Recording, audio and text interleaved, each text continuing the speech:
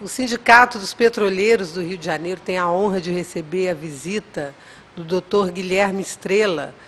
Trabalhou durante muitos anos, uma vida de dedicação à Petrobras, e foi quem anunciou o pré-sal, essa riqueza imensurável, em 2006. Nós estamos fazendo uma breve entrevista aqui, porque não podíamos deixar de aproveitar a presença do Dr. Guilherme Estrela para mandar um recado para os nossos petroleiros aqui do estado do Rio de Janeiro. Boa noite, né? Eu é que agradeço a oportunidade que vocês estão me dando, porque realmente nós estamos passando por um período difícil, né, para a Petrobras e para o Brasil, né, de modo que é importante que cada um de nós discuta, né, e se interaja para que a gente consiga, enfim, de uma forma ou de outra, tentar impedir isso que está se configurando como um enorme salto para trás, não só no setor petrolífero nacional, mas como em todo a organização do Estado brasileiro e suas relações com a sociedade. Um recuo inaceitável. Né? É um recuo. Tem um pacote terrível para ser votado de privatizar tudo. Isso, quer dizer, isso... Recuar na lei de partilha. Isso, quer dizer, nós estamos diante de uma situação que nos retorna aos piores dias do neoliberalismo, de 10, 15 anos atrás, não é mesmo? A Petrobras é uma das... E a Petrobras é a joia da coroa, das mais cobiçadas nisso, né? E o que é pior, quer dizer, propondo uma reorganização da sociedade brasileira e das relações entre a sociedade e o Estado brasileiro, né? Cujo modelo já deu errado. Quer dizer, o modelo justamente é esse modelo, quer dizer, a adoção desse modelo político e ideológico, né, nas relações, na organização da sociedade e da nação como um todo, que naufragou na Europa, naufragou na crise de 2008. Né? E então nós estamos até atrasados em relação a isso, porque é por essa experiência maléfica e destruidora dos países... Que já deu errado em tantos lugares. Exatamente, e agora insistem em trazer para cá. Quer dizer, ressurge no Brasil, e não é à toa que se ressurge no Brasil. A gente sabe que o Brasil tem uma importância geopolítica gigantesca, né, no mundo em transformação do século XXI, o século XXI certamente será o século da reorganização da humanidade, porque continuar com essa barbárie que tem aí, nós estamos com a Síria sendo destruída, né? Países soberanos. O Iraque foi dominado, destruído o Iraque, né? A Líbia está um caos, está uma barbárie total. Agora eles estão se voltando para a nossa América Latina, né? Para destruir os avanços que governos populares trouxeram nos últimos anos. Mas num país como o Brasil, né? O Brasil é um país diferenciado. A gente não vamos nos desfazer, não vamos desfazer da importância dos outros países, também extremamente significativa, né? Mas o Brasil é um país especial, pela sua territorialidade, né? Pelo seu povo, né? Pelas suas riquezas naturais, estratégicas, como dizia o professor Bautista Vidal, imensas, né? E nisso tudo chega a opressão, né? Chega a energia, porque nós éramos um país dependente de energia até 2002, não é mesmo? Então, construímos, com o trabalho de brasileiros, de empresas brasileiras, nós descobrimos o pré-sal, não só o pré-sal, descobrimos grandes reservas em Sergipe, no Espírito Santo, no Rio Grande do Norte, que nos dão a base de energia absolutamente imprescindível para a gente enfrentar um século XXI com desenvolvimento, e um desenvolvimento genuinamente brasileiro. Nós também contamos nessa entrevista com a presença, a participação do nosso diretor Francisco Soriano. Não, nós estamos aqui para ouvi-lo. E o Soriano também gostaria de dirigir uma pergunta ao Estrela, ou tecer alguns comentários. Em primeiro lugar, eu quero, em nome do Sindipetra RJ, a nossa própria Agência Petroleira de Notícias e também, em nome da Federação Nacional dos Petroleiros, saudar aqui o nosso professor, o doutor Guilherme Estrela, que foi também superintendente do CENPES, do nosso centro de pesquisa, diretor da Petrobras, eu acho que uma autoridade em termos de geologia no mundo. E a minha consideração é o seguinte: o que eu não consigo entender, professor, é o seguinte: o Brasil hoje é uma das 10 maiores potências em termos de reservas de petróleo, a Petrobras especificamente, com o pré-sal. Nós estamos batendo todo mês recordes de produção. Queria até que, por favor, se o senhor tivesse esses números para nos dar hoje, em quanto estamos produzindo petróleo e gás, quanto estariam hoje nossas reservas de petróleo avaliadas em barris de petróleo, né? E também em tecnologia, que nós exploramos e cada mês, Fátima, nós batemos recorde em termos de profundidade que a gente extrai petróleo. Uma empresa dessa está falida, não vale nada, né? Então é o que estão colocando aí na mídia, que, a meu ver, não é uma imprensa livre, na verdade são empresas de comunicação que estão fazendo uma campanha, claro que patrocinada pelas grandes empresas de petróleo internacionais, que quer comprar nosso petróleo, levar nossas riquezas. E tem 2 projetos, assim, que é da minha ciência, que tramita hoje, depois do Lava Jato, que foi feito para nos desmoralizar, a meu ver. Isso foi uma encomenda do Departamento de Estado para poder acabar com nossa autoestima. Então, vem logo a seguir, orquestradamente, colocado no Senado Federal 2 projetos. O projeto de lei 555, que visa privatizar todas as estatais brasileiras. E, especificamente, 131 do Serra, que visa exatamente voltar ao regime de concessão que o doutor Guilherme Estrela nos falou aqui, que é o do Serra, que volta, tira o regime de partilha, que dá à Petrobras exatamente a autonomia para dizer quanto produzir, que ela é a operadora, e volta tudo a ser como o da concessão. Quem ganhar o campo de petróleo é dono dele e pode levar para ele. Então, lança luzes sobre esse tema, que é um momento de um grande privilégio contar com esse pensador aqui que nós temos ao nosso lado. Não, eu agradeço suas palavras. Eu sou um cidadão como todos nós, né? Quer dizer, se tu tem um centro, tem vamos dizer, um conjunto de realidades e de valores centrais, em torno do qual gravita todos esses interesses que estão aí em jogo, que todos nós sabemos que se assanharam muito grandemente depois da descoberta do pré-sal, né? Porque uma coisa é você ter um país como o Brasil dependente de energia. Um país que ia enfrentar o século XXI com esse gigantismo territorial, com as nossas riquezas potenciais, sem energia. Ou dependendo de energia produzida no exterior, né? E a história do século XX é uma história absolutamente clara e evidente, e não deixa margem a dúvida, que os grandes países, os grandes conjuntos de países que se estabeleceram com grandes potências mundiais no século XXI, esses países tiveram como base a energia, né? E tiveram como base, principalmente dentre os vários tipos de energia, o petróleo e o gás natural. Muito bem. Vem um país como o Brasil, que é considerado uma ameaça às grandes potências hegemônicas mundiais, e descobre o pré-sal. Quer dizer, aquele fator de dependência nossa, que era quase um calcanhar de Aquiles, né?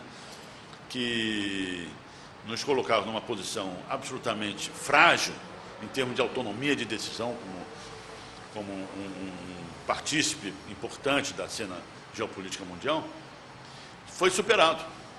O Brasil, então, assume uma importância geopolítica, e isso o nosso diretor lá no Banco dos BRICS, o Paulo Nogueira Batista Júnior, fala, quer dizer, o século XXI, a humanidade tem que passar por um rearranjo. Porque essas grandes entidades multilaterais, ONU, Organização Mundial do Trabalho, Banco Mundial, estão falidos, né? A ONU chega a apoiar a invasão de países, quer dizer, a ONU que tinha que né, lutar pela preservação da paz, ela se junta, ela dá o respaldo à ocupação de países, a genocídios. Né? Muito bem. Então, é nesse rearranjo que o século XXI que a humanidade vai se concentrar no século XXI para mudar as nossas relações, que entra o Brasil.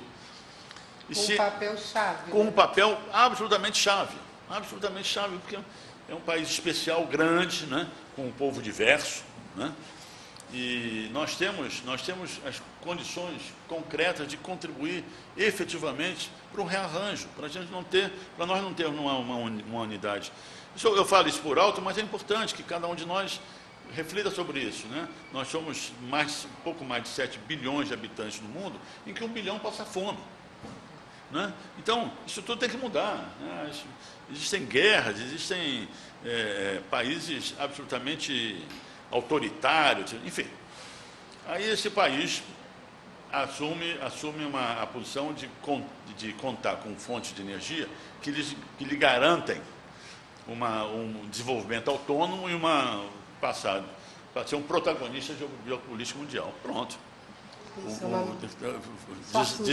Desaba sobre nós os grandes interesses não brasileiros, né? E tendo aí o petróleo como um ponto central dessa preocupação, né? O senhor acha que todo esse jogo de desmoralização da Petrobras está relacionado a essa questão? Certamente, quer dizer, vamos ser bem claros, né? Vamos separar as duas coisas, né?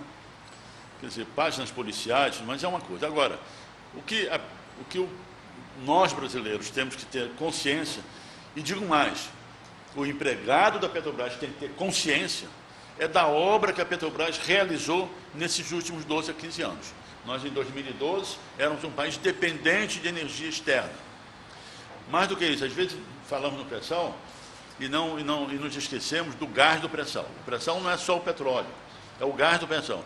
Nós éramos um país dependente da importação de energia de fornecedores externos, né?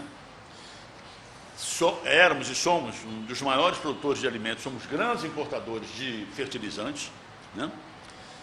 E de petroquímicos, de insumos básicos petroquímicos. Que a gente ia retomar esse 10 ou 12 anos depois, que país nós temos? Esse mercado. Um país autossuficiente em energia, de transporte, autossuficiente em gás natural, para a indústria, para consumo doméstico e para a matéria-prima de fertilizantes e petroquímicos, né?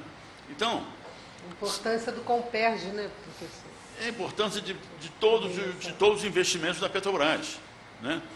A dívida da Petrobras, ela resulta desse grande esforço. Os problemas, nós vamos tratar dos problemas. Tratam-se dos problemas, mas não podemos esquecer, e repito, principalmente o empregado da Petrobras, que se vê hoje, a gente sente que ele está acuado, que essa empresa, nesses últimos 12 anos, construiu uma obra inestimável para o futuro brasileiro no século XXI. Nós somos um país diferente hoje, independente, soberano, do que éramos um país dependente e obrigatoriamente alinhado com grandes interesses. Qual é o tamanho real dessas reservas do pré-sal? Olha, o conceito de reserva, na verdade, não é um conceito de volume, é um conceito econômico. Com o petróleo com valor baixo, as reservas naturalmente já se contraem. Mas em termos de volume, né, considerando um preço que seja aceitável, né, nós vamos, como o companheiro aqui disse, nós estamos entre as grandes reservas mundiais. As grandes reservas mundiais. As reservas em termos de volume. Porque é o seguinte, é importante dizer que o petróleo é um bem estratégico. O petróleo não é um bem... E deve ser tratado como tal. Não é uma commodity. Não é uma commodity. Isso que a população precisa entender também. Tem que ser tratado como um bem estratégico. Bem estratégico. O pré-sal... ninguém invade outro país. Eu trabalhei 3 anos em Bagdá, no Iraque, né? Pela Petrobras. O Iraque não foi invadido por causa das tâmaras, que são, por sinal, deliciosas, né? não foi invadido por causa das chamas, né? O Iraque foi invadido por causa inclusive de um grande campo que a Petrobras descobriu lá, que é o campo de Majnun, né? Muito bem. A Síria, destruíram o Iraque. A Síria não está sendo destruída por outros problemas, está sendo destruída por causa do petróleo. A Líbia foi destruída. A Líbia, como país, é o caos, é uma anarquia generalizada lá, por causa do petróleo, né? A Primavera Árabe, lá, que provocou a queda do ditador do Egito, elegeram um presidente democraticamente. A hora que esse camarada foi querer discutir as reservas de gás do delta do Nilo, derrubaram o cara, né? Então, isso tudo... A Rússia sofre uma pressão terrível. A Rússia sofre uma pressão. E o petróleo, por exemplo, no Oriente Médio, o petróleo, as grandes potências mundiais, ocidentais, elas suportam, por exemplo, uma monarquia medieval, como é a monarquia da Arábia Saudita, né? Com terrorismo interno, né? Uma coisa absolutamente anticivilizatória. Então, o petróleo é um bem estratégico, né? Está $30 o barril. Isso aí é secundário. O importante é que nós temos a nossa energia descoberta por brasileiros, por uma empresa brasileira, com a competência brasileira, né? Em território nacional, e que vai nos propiciar a sustentação imprescindível, né, do fornecimento de energia por todo o século XXI. Não se pensa mais, como é que a gente vai importar gás? Não se pensa mais nisso. O Brasil pode se dedicar ao seu desenvolvimento com a energia abundante e disponível no Brasil para o nosso... Eu queria saber o que o senhor acha dessa ideia de venda de ativos importantes, refinarias, todo o setor de campos de petróleo importantes. Isso é a saída para esse momento de dificuldade? Ou qual seria o melhor caminho? Muito bem. A crise que nós estamos enfrentando não é uma crise brasileira. Nós estamos enfrentando uma crise global, né? Agora mesmo lemos aí notícia de que o sistema financeiro balança. Quer dizer, quando você sai uma notícia, o Deutsche Bank, que é o principal banco europeu, perde quase 40% do valor de suas ações, porque corre um boato da insustentabilidade do Deutsche Bank, né? Isso é uma coisa seríssima. Então, o mundo passa por uma crise. Muito bem. Nessa crise está incluído, com um peso grande, o preço do barril do petróleo. Muito bem. Então, mas a história ensina, né? E o bom senso ensina, enfim, pelo menos na minha visão, que você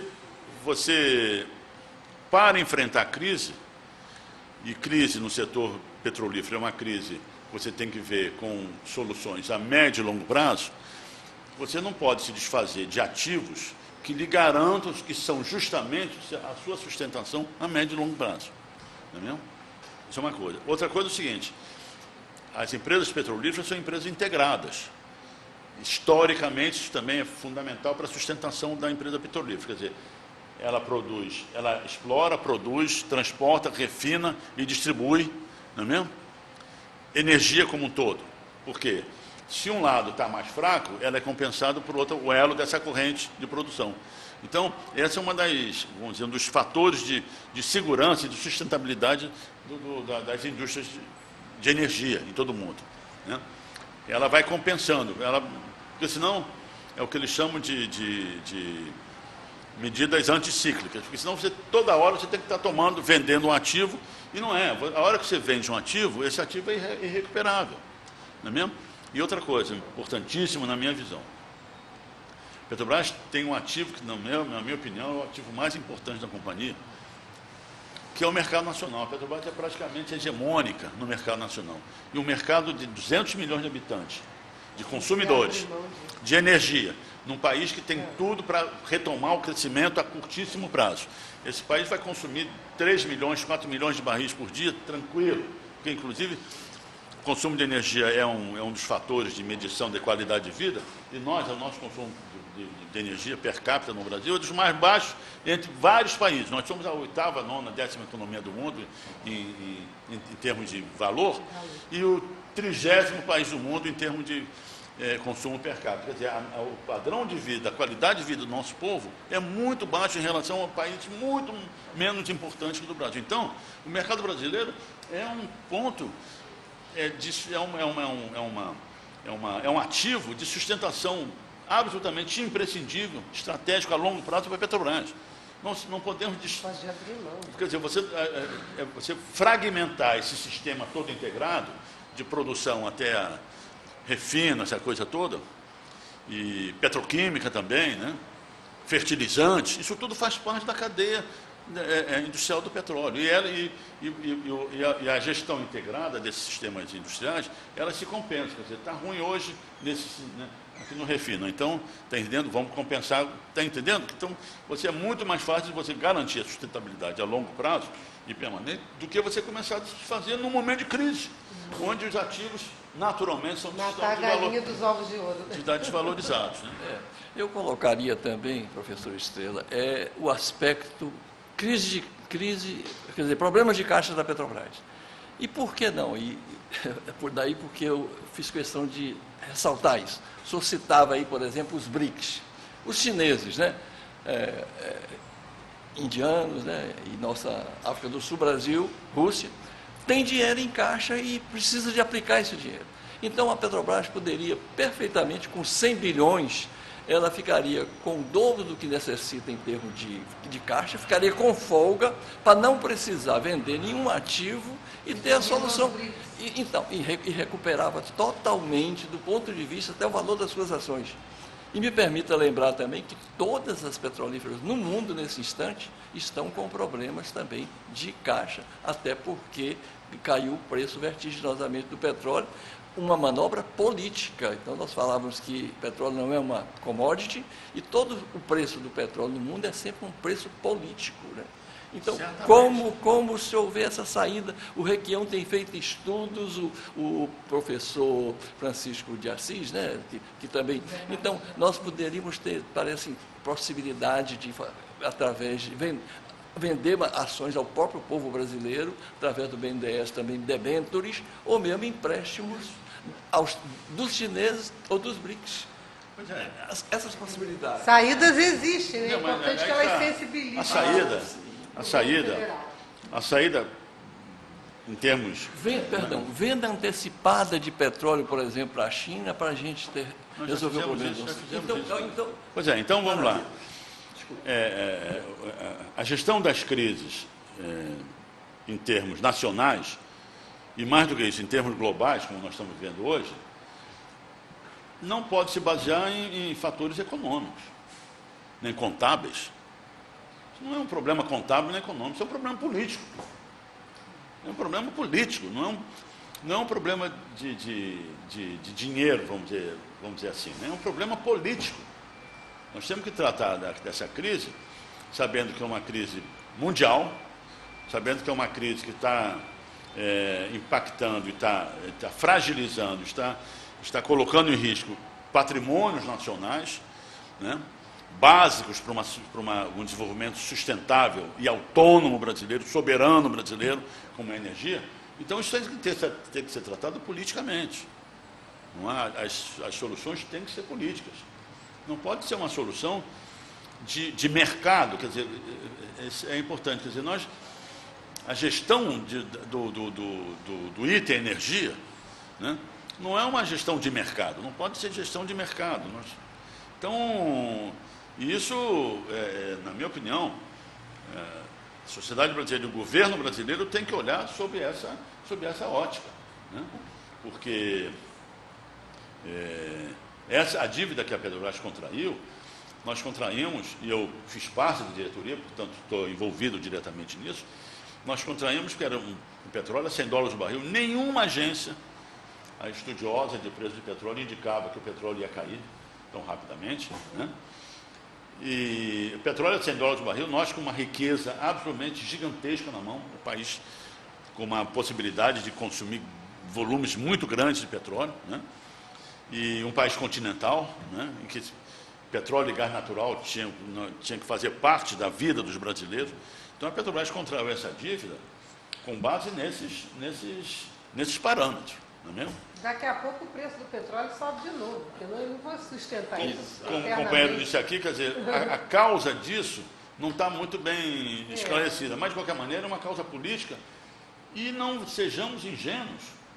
A potencialidade de produção do pré-sal brasileiro entrou também nas considerações, para nos neutralizar como país geopoliticamente importante na cena mundial desse século XXI. Isso não é sonho, não é uma coisa, é uma realidade, né, que a gente não podemos ser ingênuos em achar que isso não esteja nesse contexto também de crise. Até pelo papel que o Brasil já vinha desempenhando nesse cenário geopolítico. Isso mesmo. Quer dizer, forma freada, talvez. Nós passamos até 2002, né?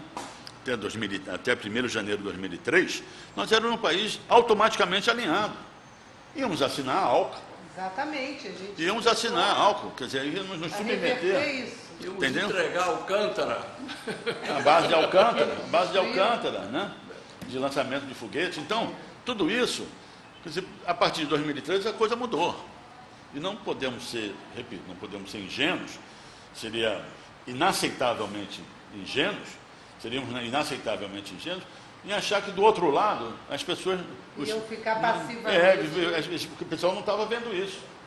Né? Então, nós estamos e aí a crise também é interessante, porque a crise dá espaço também para nós virmos, como você falou, com soluções inovadoras, de articulação internacional em países como dos BRICS, que temos não podemos estar paralisados, né? Não podemos estar paralisados, nem acuados. Porque nós temos uma riqueza nas mãos. Se nós não tivéssemos, imagina a gente enfrentando se não tivéssemos essa riqueza. Se tivesse uma moeda de troca.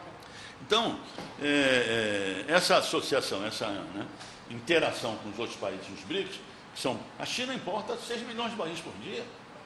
E já foi exportadora. Pois é. Lá atrás. E assinamos, eu estava lá presente em Pequim, quando assinamos um fornecimento a longo prazo, né, através do empréstimo, trocando por um empréstimo chinês, abrimos também espaço para ele nos blocos exploratórios que tínhamos nas bacias equatoriais. É isso. Então, essa crise tem essa oportunidade desses países que estão construindo uma alternativa à unipolaridade mundial, porque essa aqui é a grande verdade. Os BRICS é uma tentativa de nós termos, não digo reestruturada, mas nós temos um surgimento de um outro polo que vê o mundo de maneira diferente do polo puramente capitalista. Não é mesmo? Esse polo são de grandes países, Rússia, China, Brasil, Índia e África do Sul. E que é uma grande parte do PIB mundial. Então, isso quer dizer, é a grande oportunidade de nós aproveitarmos a crise e consolidarmos ainda mais esse movimento que apresenta à humanidade uma visão diferente da organização social e econômica. Manter o governo atuado é parte dessa estratégia para desmontar essa resistência. E a gente tem que falar, presidenta, não fique acuada. O governo tem um papel fundamental na condução das soluções. Eu acho que é uma questão de justiça. Eu que já tive até em atos públicos, quando houve o leilão de Libra, a gente xingando o governo, mas eu faço aqui, por questão de honestidade pessoal, uma nota que eu faço questão que o professor desenvolva. Depois do leilão de Libra, que a Petrobras ficou com 40%, e 3 potências atômicas, não os Estados Unidos, assumiram também Libra, que foi a Inglaterra, que foi a França e a China. A China. E os Estados Unidos ficaram fora, até porque eles estavam muito comprometidos com as escutas, né? E eu acho que eles queriam mais, eles não queriam nem que foi uma coisa estratégica em função até do mar, sem dúvida. Hoje eu tenho também esse entendimento. Mas, para mim, ficou claro o ódio ao governo, que as multinacionais perderam a esperança de tomar o nosso pré-sal, porque logo a seguir, num ato realmente de coragem, de valentia, a presidente Dilma passou diretamente a Petrobras. 3 campos gigantes do pré-sal. Eu queria sua consideração. Eu posso... Que campo, qual o valor? Eu posso dar um testemunho, importante que eu considero. Durante as discussões do novo marco regulatório, o grupo foi coordenado e conduzido pela atual excelentíssima senhora Presidente da República. Sua Excelência demonstrou definitivamente, indiscutivelmente, cabalmente, a sua visão nacionalista da condução do processo, né? Então, eu confio plenamente na excelentíssima senhora Presidente da República, que saberá conduzir esse processo, né? Para que, efetivamente, nós não tenhamos um gigantesco salto para trás, num retrocesso absolutamente inaceitável em relação à soberania nacional. Eu tenho certeza que a excelentíssima senhora Presidente da República saberá conduzir esse processo defendendo os interesses das nações. Agora, nós temos que ir para a rua. É isso que eu ia falar. Nós temos que ir para a rua para apoiá-la. Respaldo político para a senhora Presidente da República tomar as decisões que devem ser tomadas. Muito obrigada. Nós essa oportunidade. Muito. Então, os petroleiros vão ficar muito felizes com essa entrevista, porque você é muito querido entre os petroleiros. Bom, eu me sinto honrado com isso. Nossa categoria. E quero reafirmar aqui, nós, petroleiros, empregados e aposentados na companhia, nós temos que nos orgulharmos dessa empresa. Essa empresa propiciou ao Brasil, nos últimos 12 anos, uma posição de soberania. Nós temos que resistir, lutar para não perder que valoriza o nosso trabalho, está entendendo? E que é a coisa séria e produtiva que a empresa proporcionou ao Brasil nesses últimos 2 anos. O restante tem os órgãos aí tratando de como lidar, resolvam para mais. Nós, empregados, ex-empregados e aposentados da Petrobras, temos que ter orgulho dessa companhia e do nosso trabalho, realizado nesses últimos anos, como afinal, desde que a empresa foi fundada, há 60 anos de idade. E uma palavra final. O Sindipetro RJ, a Federação Nacional dos Petroleiros, não só agradece, mas transmite aqui a certeza que o Brasil não será entregue enquanto nós tivermos petroleiros e ex-petroleiros como Guilherme Estrela. Não, muito obrigado. Não, de maneira nenhuma, sou igual a todos nós. Muito obrigada. TV Petroleira, a nossa luta você vê.